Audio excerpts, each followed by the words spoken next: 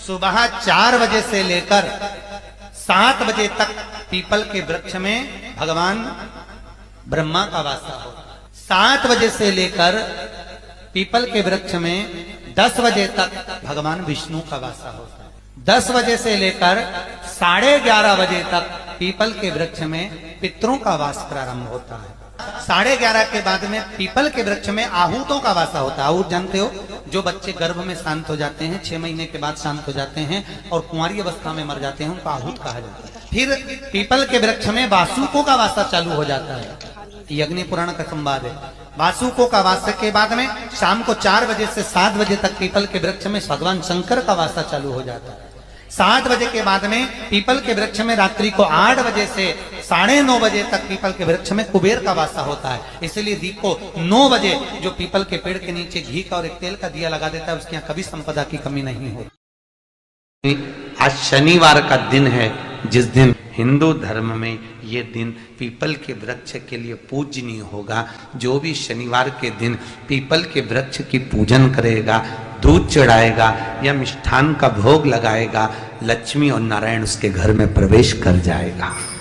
लक्ष्मी जी बोली, नारायण आपने तो एक दिन का वार लिख दिया।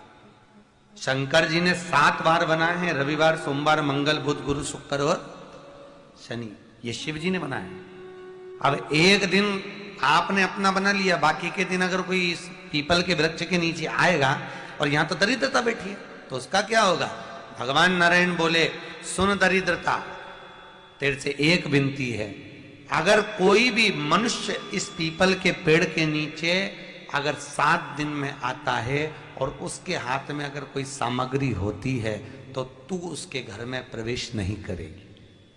नियम है पीपल के वृक्ष का, या तो पानी का लोटा लेकर जाओ, कुंकू का चोपड़ा लेकर जाओ, शक्कर लेकर जाओ, या पेड़ के नीचे चींटी को डालने के लिए आटा ले जाओ, पर खाली हाथ पीपल के वृक्ष के नीचे कभी मत जाओ। खाली हाथ जाओगे तो दरिद्रता तुम्हारे घर में प्रवेश करेगी। दरिद्रता उठकर खड़ी होकर बोली, नारायण तुमने अपनी मनमानी करी है, एक दिन मुझे भी मेरा चाहिए। भगवान ने कहा, बोल कौन सा दिन चाहिए? दरिद्रता कहती है, रविवार के दिन इस पीपल के वृक्ष के नीचे मैं दिन भर नृत्य करूं, इसमें रहूं, और जो यहां आए रविवार को मैं उसके घर में प्रवेश करूं। भगवान ने कहा, ठीक है।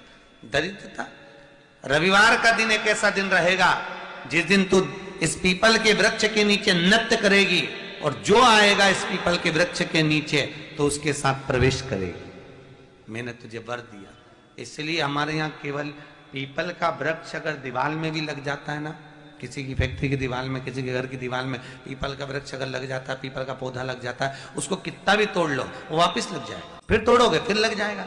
अगर पीपल के पौधे को तोड़ना है तो केवल रविवार का दिन एक नींबू, एक मिर्ची और बमूल का कांटा, ये 3 चीजें रखने के बाद में आधे घंटे बाद रविवार के दिन पीपल के पेड़ को उखाड़ कर फेंक दो। दूसरी बार कभी पीपल दीवार में लगता ही नहीं, कभी नहीं लग सकता। और अगर पीपल के वृक्ष को कहीं लगाया जाता है तो सोमवार के दिन या मंगलवार के दिन, बुधवार के दिन, इन दिनों में लगा सकते। पीपल के वृक्ष कहीं लगाना। शनिवार का दिन एक ऐसा दिन होता है जिस दिन पीपल के वृक्ष को कहीं जाकर लगाया नहीं जाता, क्योंकि शनिवार के दिन पीपल के वृक्ष के नीचे लक्ष्मी रहती है। हम अपने हाथों से अगर पीपल का वृक्ष किसी दूसरी जगह पर शनिवार को रोपित करते हैं तो हमारे घर की लक्ष्मी अपने घर से छिन्न होकर चली जाती है। इसलिए शनिवार के दिन पीपल लगाया नहीं जाता, किसी के घर जाकर उसको वापस पलटा नहीं जाता। लग गया उसको। प्रभु मेरी धर्म पत्नी को कहाँ रखूं आप बताओ? वो तो जहां यज्ञ होता है, अनुष्ठान होता है, दान होता है, पुण्य होता है, सत्कर्म होता है, वहां जाने को तैयार नहीं। अब करूं क्या? भगवान ने बोला, एक काम करो।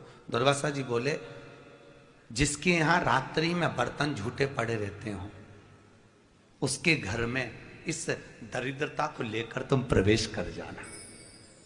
जिसके यहाँ रात्रि में बर्तन झूठे पड़े हो वहां लेकर प्रवेश कर जाओ। दूसरी जगह दुर्वासा जी बोले, जो स्त्री घर में दोपहर के समय पर सो रही हो उसके घर में इसको लेकर प्रवेश कर। जो स्त्री दोपहर के समय में घर पर सो रही हो, इस दरिद्रता को लेकर प्रवेश कर जाइए।